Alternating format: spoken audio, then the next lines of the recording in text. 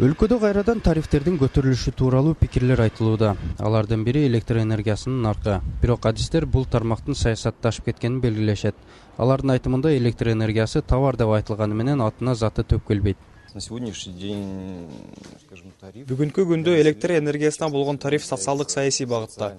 Демек анын наркы экономикалык жактан негизделген эмес. Тарифтер көтөрүлүп, кандай жыйынтыкталганын билесиздер да. Повысился в 2 раза, к чему это привело? Кандай жыйынтыкталганы жалпыга маалым. Кандуу апрель койгойлорунун чыгышынын бир себеби дал ушул электр энергиясына болгон баанын көтөрүлүшү эсептелет. 1,5 сомдук тариф элдин кыжырына тийип, экинчи ирет Ала Тоо майданында кан төгүүгө түрттү. Канткен күндө тарифтин көтөрүлүшү бүгүнкү күндүн талабы дешет эл өкүлдөрү. Анткени учурдагы электр жарыгынын баасы аны өндүрүүгө кеткен чыгымдардын ордун толуктай албайт. Анын жыйынтыгында электр жабдуулары эскирип, чыңалуу учурунда иштен чыгууда. Эгерде мен мисалы 100 киловатт колдонсом бир айга, менин тарифим азыраак болуш керек. Ким бирөө 200 киловатт болгон болсо, аныкы жогорураак болуш керек тариф. Ал эми коммерциялык структуралардыкы, аларга өзгөчө тариф каралышыбыз керек. Ошол эле айтып жатканда канча бүгүнкү күндө эң бир талкууда атып кеткен кумтөр боюнча да. Кумтөр байланып аткан электр энергиядагы өзгөчө тариф менен электр энергиясы төлөш керек. Это во многом зависит от того, что поскольку в нашей стране случилось так, что энергетика это очень политизированная сфера, к сожалению.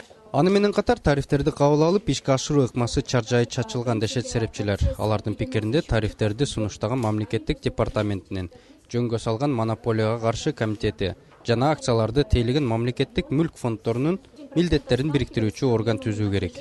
Ар бир орган өзүнүн кызыкчылыгын эле эсептеп, анан мындай бирдиктүү иш-чара жакшы жүрбөй келет деп эсептейм. Ошондуктан муну абдан жакшылап тактап чыгып, мындай бирдиктүү бир органга тапшырса, менин оюмча жакшы болмок деп ойлойм да. Ал эми өз укуктарын билбеген абоненттердин да саны арбын. Бул абонент арча бешик жаңы конушунан келген. Айтымында төлөмдөрдү калтырбай берет. Электр эсептегичинде акылдуусун алмаштырган. Бирок жарым саат сайын жарык үзгүлтүккө учурап жатат дейт. В третий раз, когда я уже в письменном форме обратилась, они пришли и... Мен үчүнчү ирет тийиштүү кызматка кат түрүндө кайрылганымда акылдуу эсептегичти жаңысын алмаштырышты. Бирок майнап чыккан жок. Андан соң электр сатуу кызматынын жетекчисине кайрылдым. Ал акылдуу эсептегичтер менин балансымда эмес, эч кандай жардам бере албайм деп бир кызматкерин үйүмө жөнөттү. Ал эсептегичтин бир тетигин бурап, ошол күнү жарык үзгүлтүксүз берилди. Эми башка кызматтарга да арыз жазам. Ни морально, ни материально ничем не может помочь. Канткен менен маалымдоо иштерин жүргүзүлүшү муктаж дешет адистер.